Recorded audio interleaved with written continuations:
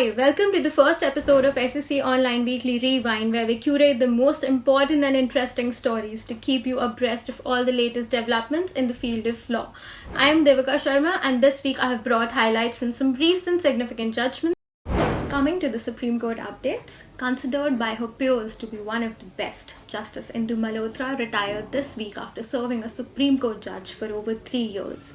Despite coming from a family of lawyers, carved her own niche in the legal field and shattered the proverbial glass ceiling on every step.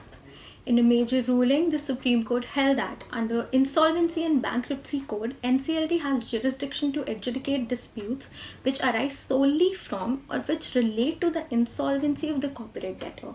The court, however, issued a note of caution to the NCLT and NCLT to ensure that they do not usurp the legitimate jurisdiction of other courts, tribunals, and fora.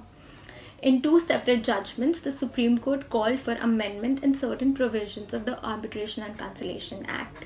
In one case, it was held that, pursuant to the prima facie test laid down last year in Vidya Drolia case, the Parliament may need to have a relook at Section 11, subsection 7 and Section 37 of the Arbitration and Conciliation Act, so that orders made under Sections 8 and 11 are brought on par qua appealability as well.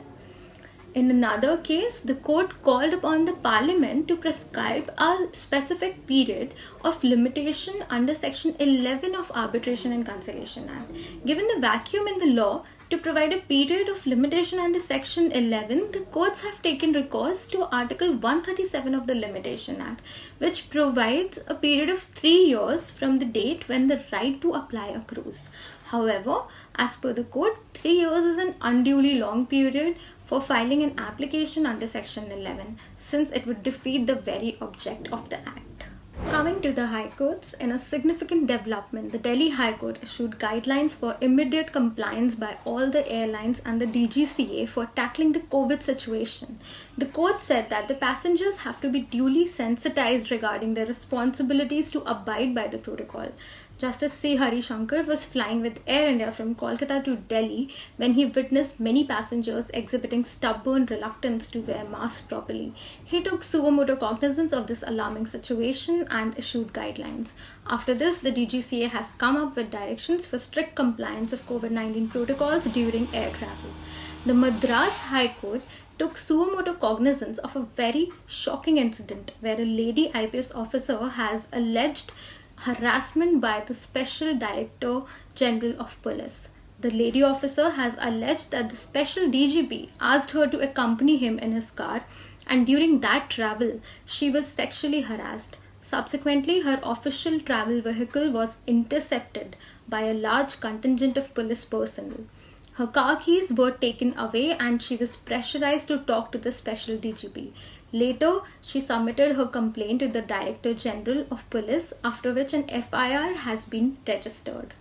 The High Court considered that this is an extraordinary case. Considering that Tamil Nadu is going into elections, the court passed directions to ensure fair investigation in the case and restrained all political parties from politicizing the issue. Investigating officers have also been directed to file periodical status reports regarding progress and investigation. Himachal Pradesh High Court, in a very interesting issue concerning maternity leaves, it held that a woman cannot be discriminated as far as maternity benefits are concerned, only on the ground that she obtained the baby through surrogacy. In another development, the Kerala High Court has restrained the state from taking any coercive action against a legal news publishing portal for non-compliance with the provisions contained in Part 3 of the Information Technology Rules 2021. The controversial rules have been challenged as ultra-vires the Information Technology Act 2000 and as being violative of the fundamental rights. Major notifications have been issued by the government, which are: First, Ministry of Road Transport and Highways issued draft notification for prohibiting renewal of registration of vehicles owned by central and state government after 15 years. In another notification issued by central government on 4th of March 2021, rights of overseas citizens of India cardholder have been notified. For more details on the rights, please log on to the SCC online blog. And now let's move to the fact checks. After the government announced the Intermediary Guidelines and Digital Media Ethics Code Rules 2021, or the OTT guidelines, rumors were circulated that all social media accounts need to be verified with the government ID through mobile phones within 3 months. The SCC fact-check team found that as per the press release by PIB published on their website under the heading Salient Features, it is clearly written that users who wish to verify their accounts voluntarily shall be provided an appropriate mechanism to verify their accounts and provided with demonstrable and visible mark of verification. That's it for this week. Please stay tuned to our channel for more such updates.